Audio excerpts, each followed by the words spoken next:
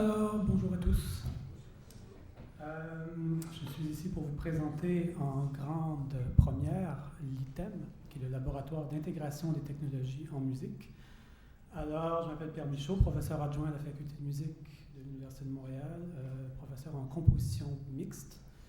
Grande première parce que c'est, pour ainsi dire, le petit nouveau de l'OICRM. C'est un laboratoire qui a été créé en 2013.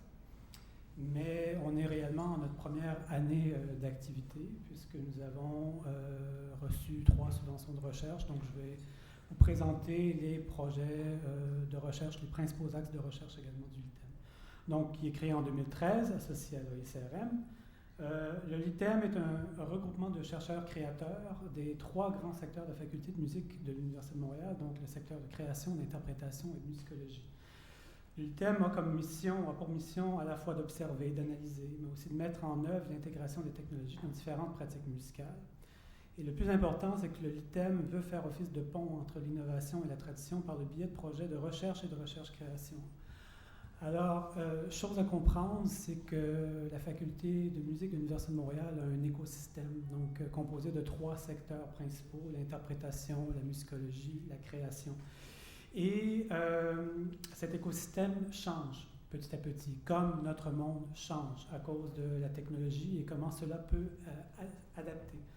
On le sent dans la nature des projets qui sont proposés aux études supérieures de la part de nos étudiants, qui deviennent de plus en plus interdisciplinaires, qui deviennent assez difficiles à définir, du moins dans ce que j'appelle les tiroirs de nos disciplines respectives. Donc, de plus en plus, on a des étudiants qui sont à la fois interprètes, compositeurs, qui font de la composition mixte, qui font de la composition électroacoustique, sans nécessairement sentir qu'ils ont besoin de porter des différents chapeaux. Tout ça est intégré dans une démarche qui est parfaitement cohérente.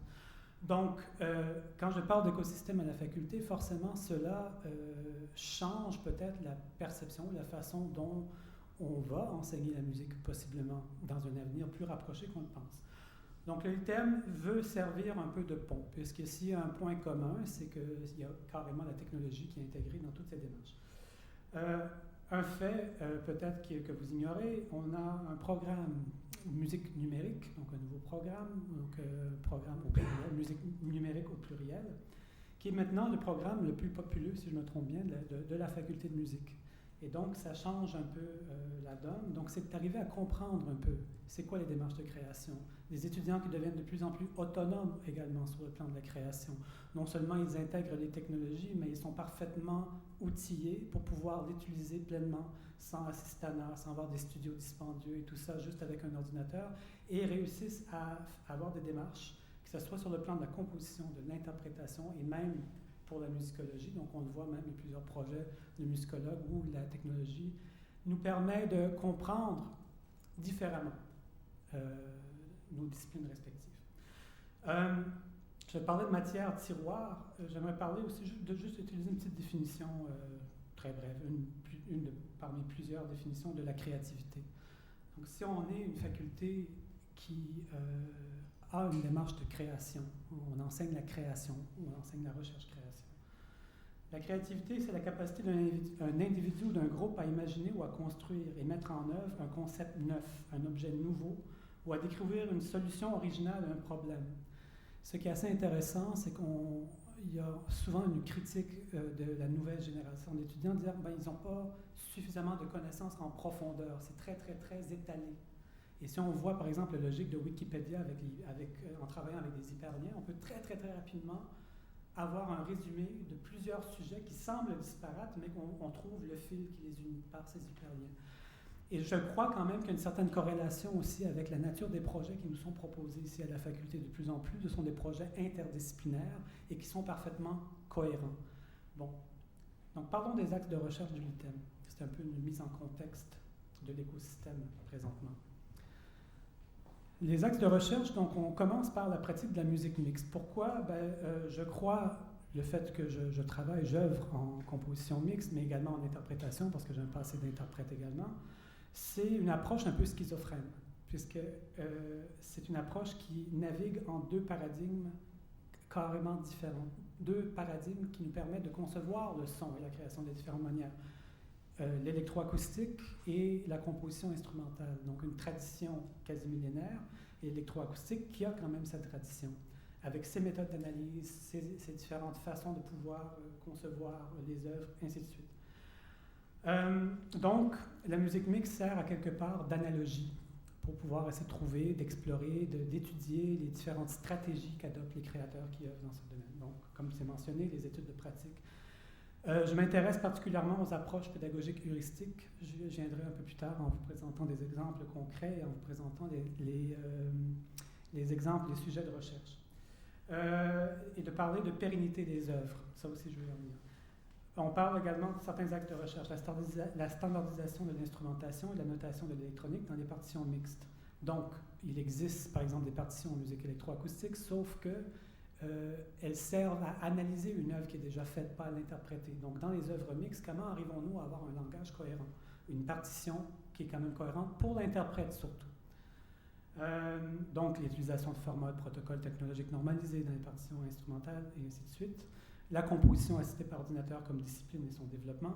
L'analyse musicale assistée par ordinateur et le développement de logiciels dédiés.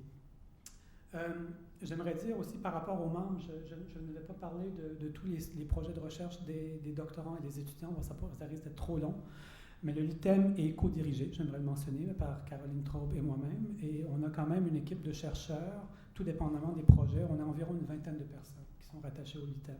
Donc des chercheurs qui sont également à Paris 8 dans une entente de partenariat, j'en parlerai plus tard, et des doctorants, des postdoctorants et des chercheurs.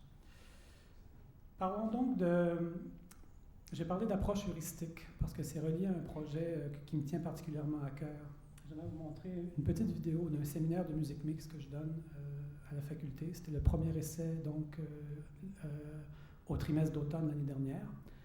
Et quand je parle de pratique heuristique, c'est que fondamentalement, je dirais que je tiens beaucoup à ma formation musicale qui était basée sur une expérience directe. Gratter la guitare dans le sous-sol de chez mes parents. J'ai eu plus... Cette expérience-là m'a donné plus à définir qu'est-ce qui est une démarche artistique chez moi qu'une formation de type conservatoire que j'ai pu avoir par la suite. Pour la musique mixte, une approche heuristique était quasi inexistante parce que pour être suffisamment outillé pour pratiquer cette musique-là, il y avait un certain cursus académique assez lourd, donc des outils, que ce soit des notions d'acoustique, des notions de synthèse, d'algorithmie musicale, apprendre à programmer, ça peut être excessivement long et c'est nécessaire si on veut être parfaitement autonome dans cette pratique-là, mais manquait le volet heuristique d'avoir très rapidement une expérience directe avec l'électronique, comme une extension de l'instrument en fait.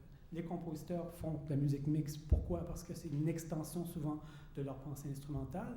Et les interprètes l'interprètent. Pourquoi? Parce que c'est une extension de leur instrument. Et pourtant, il n'y a pas vraiment de pédagogie qui est reliée à cela. Et les outils présentement qui existent, des logiciels comme MaxMSP, Pure Data, etc., ne sont pas nécessairement enseignés en tout cas, aux interprètes. Donc, l'interprète est relativement passif. Et même pour utiliser certains termes des étudiants interprètes qui étaient dans le séminaire, pour eux, la musique mixte ou la technologie, c'était de la magie noire. Donc, c'est essayer d'un peu de démystifier cet aspect-là. Ça fait 25 ans qu'on fait de l'interaction en temps réel avec l'ordinateur. Les ordinateurs sont devenus de plus en plus puissants. En faisant l'analyse même de certaines programmations qui ont été faites à l'ordinateur, on réalise que finalement, une œuvre mixte, c'est du déclenchement d'événements et des traitements. Et qu'il y aurait peut-être d'autres façons de pouvoir organiser ces événements-là. Donc, dans mon séminaire de musique mixte, là, on parle du 27 septembre 2013. La semaine d'avant, j'ai enseigné pendant 45 minutes ou 1 heure un logiciel développé au Birmingham Conservatory qui s'appelle IntegraLive, qui est justement un type de logiciel qui permet d'enseigner très, très, très rapidement des concepts de base. Un micro branché avec des traitements et avec la capacité de déclencher plusieurs événements dans une œuvre. En 1 heure d'enseignement, j'ai enseigné à des interprètes qui utilisent très rarement même leur ordinateur pour autre chose que du traitement de texte et de naviguer sur le web. Donc, ils ont réussi avec un devoir de le mettre en pratique la semaine suivante dans le studio. Donc, je tiens à dire, on a 16 micros de branchés, 16 patchs qui ont été créés 16 programmes, donc, qui ont été créés par les interprètes et qui sont manipulés par les compositeurs. Donc, juste pour donner un exemple, c'est enregistré de mon iPad, je laisse désolé de la qualité.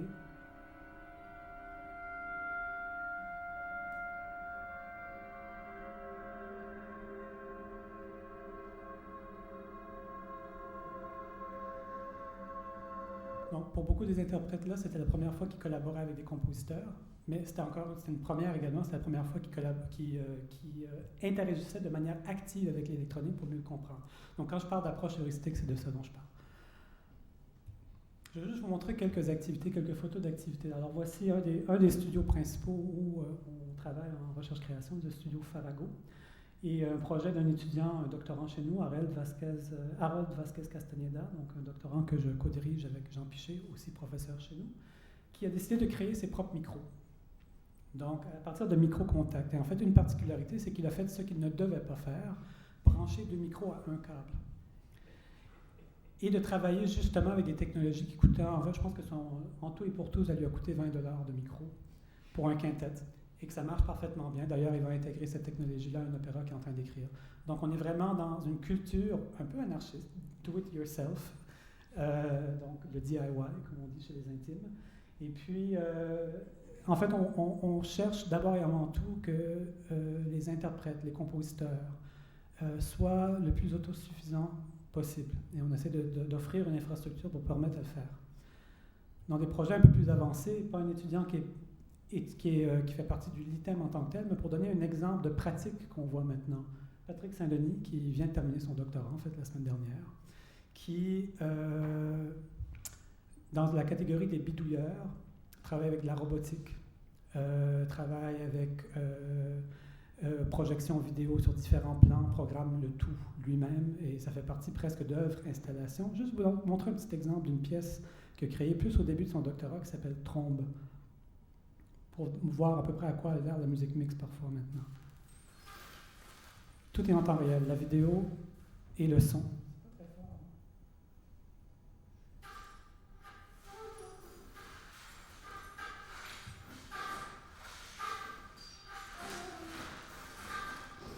Je vais donner un exemple de la robotique aussi, avec une plume.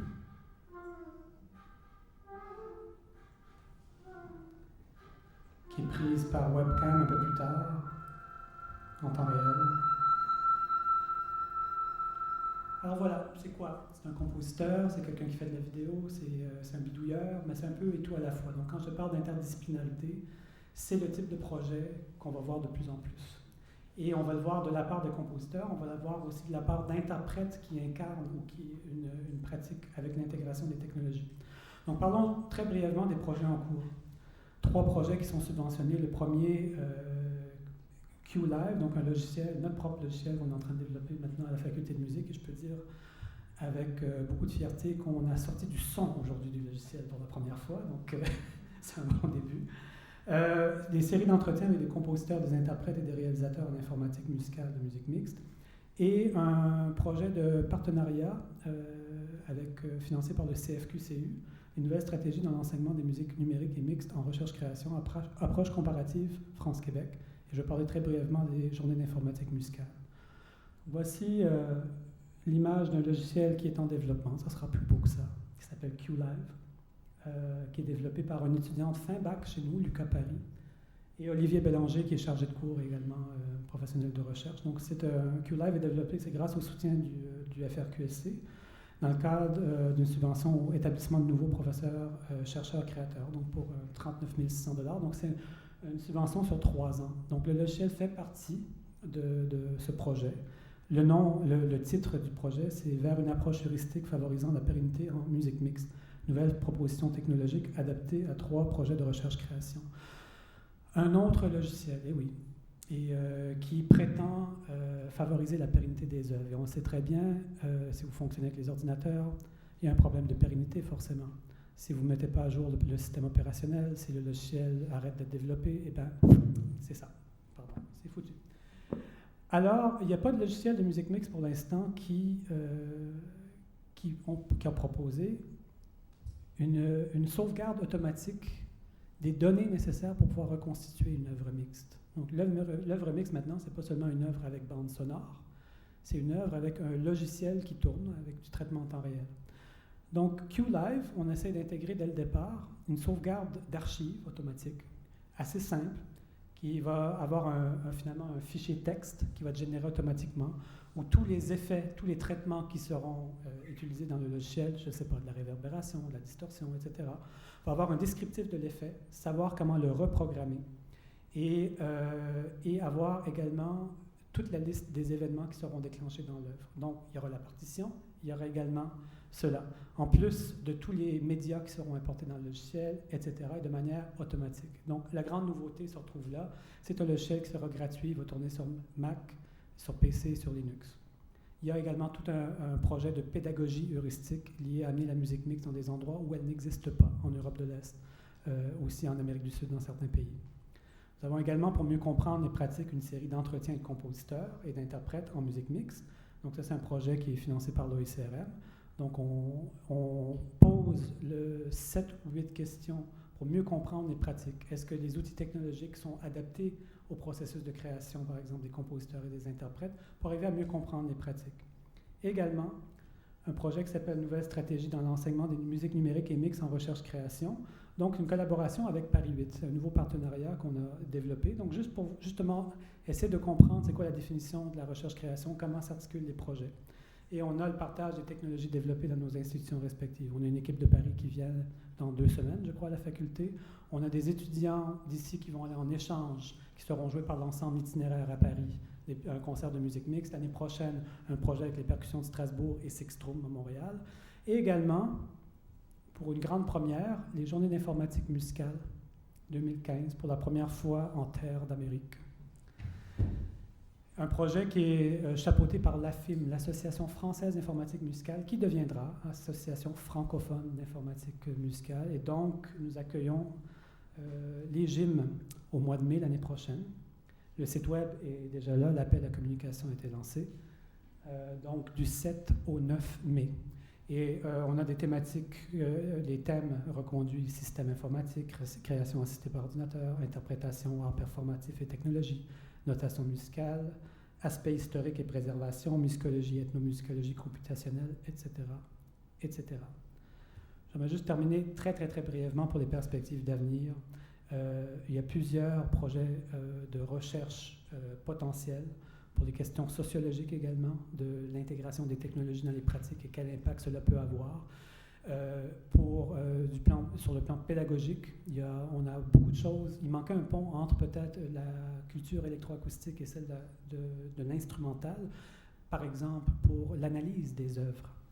Donc on est capable de, par exemple, utiliser des techniques d'analyse comme la spectromorphologie qu'on trouve en électroacoustique pour analyser les œuvres en composition instrumentale. Quel type d'œuvre et pourquoi?